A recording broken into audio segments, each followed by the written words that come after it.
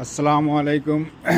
আজকের ভিডিওটা হইল গিয়া যারা গাড়ি চালাইন বা যারা গাড়ির মালিক আছেন তান্তানোর লগে এই ভিডিওটা খুব ইম্পর্টেন্ট ভিডিও। তো ভিডিওটা হইল গিয়া ওই সামনে একটা উইঙ্গার দেখায়নি BS6। এই গাড়িটার প্রবলেম মতলব ইস্যুর প্রবলেম কিতা লাগিয়ে হয়েছে, তারা ব্যাটারি কুলিয়া তারা ওল্ডিং ওল্ডিং মারি দিছিল, তার লাগি ইস্যুটা পুরা খারাপ হয়ে গেছে। মানে কাস্টমারে আইয়া তো কয় না, মানে জানে তো ইস্যু যদি খারাপ হয় তাহলে লাখ টাকা লইয়া ফোরসে টানতে 10-12 দিন, কমসে কম 12 দিন গাড়ি থাকছে আমরা এখানে সার্ভিস সেন্টারও। তারপরে ইস্যু আইসে লাস্ট পজিশনে ইয়ে থাকি হেড অফিস থাকি আইয়ালে আজকে লাগানি। আর যারা যারা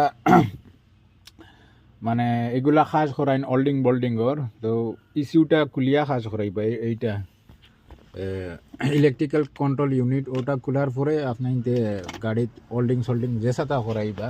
এমনি ব্যাটারির কাট আউট খুলিয়া ওল্ডিং করাইও না, পরে এগুলা ফাঁসি পায়, লাখ টাকা লইয়া টান পড়বো। এটার দাম আছে 30,000, মানে 30,000 টাকা, 27,210 টাকা।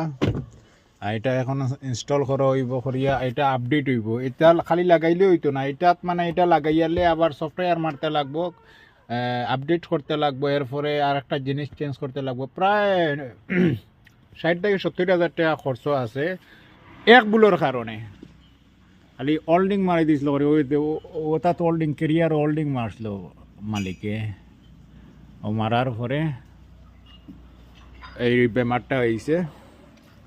খালি জাস্ট না